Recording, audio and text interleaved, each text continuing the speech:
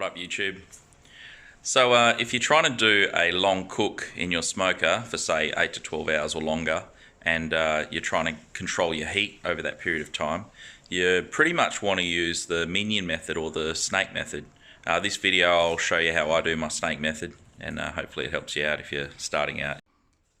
Okay, so I've got about 18 bricks in here, and I like to arrange 3 firelighters in a triangle. Light them up.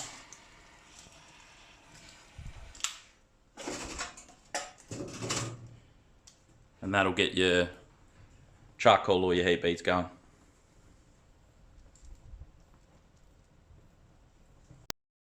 So you've got about 15 minutes before the charcoal or heat beads have ashed over and turned a light white colour. That's when I tend to get the meat ready. A really good rub for most meats is olive oil, salt, pepper and garlic powder. My advice would be try and avoid using wood chips. If you're new to smoking, I guess you've always heard about wood chips and you've never really heard about chunks. Wood chips burn too quickly.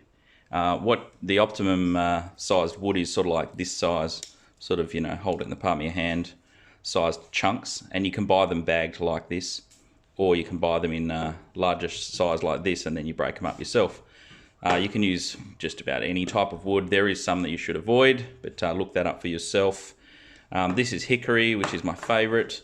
This is cherry wood, which if you get in contact with your local orchards, you can buy this in bulk from them and then just break it up yourself with a hatchet. This is apple wood, so if you know anyone with an apple tree, they might let you take a branch or two off it. And one that some people use, it's also one of my favourites because it's a really light flavour, is pistachio shells. All you do is you wrap them in an alfoil package, so make up a little parcel for it, and then poke some holes in the parcel and then throw that on top of the charcoal. It's up to you if you run a water pan, but if you're not, like me, I don't run a water pan. I still run the pan to defer the heat. I don't want direct heat, I want indirect heat on the meat, because really we're treating the smoker more like an oven than a fire. So we want the heat to come around the sides of it. Then wrap your bowl in alfoil so that when the meat's on top, the fat's not going to drip down into that bowl and cause smoke and that carbon taste. So I want the fat to drip on that, which will be mostly cool, and it'll just pull up on that for easy cleaning. Okay, so I'm going to pour my lit beads onto this side, making sure that they overlap a little bit with the unlit beads.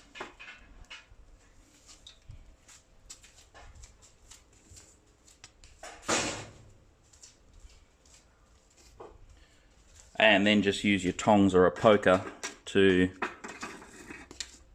pile the beads up a little bit. Essentially you want them lit beads to transfer onto the unlit beads, which they will, just like that. Your meat is going to absorb the most amount of smoke right at the start of your cook. So make sure you put some of the wood onto the lit heat beads. So that's when your meat's going to absorb the smoke the most. It's right at the start. And that's it. That's pretty much setting up the rough snake method.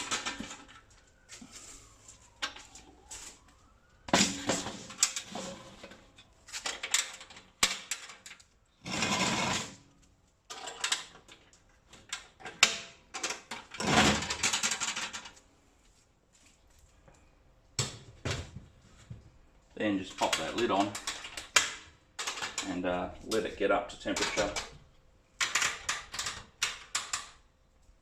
Good starting temperature for me, it's about 110 Celsius. As far as the vents go on your smoker, and it doesn't matter what brand, most people prefer to have the top vent open, fully open, and with your bottom vents, I use open it up so that you could fit a normal sized pen or pencil through the holes. This will differ a little bit depending on your brand, but that's a good starting point as well.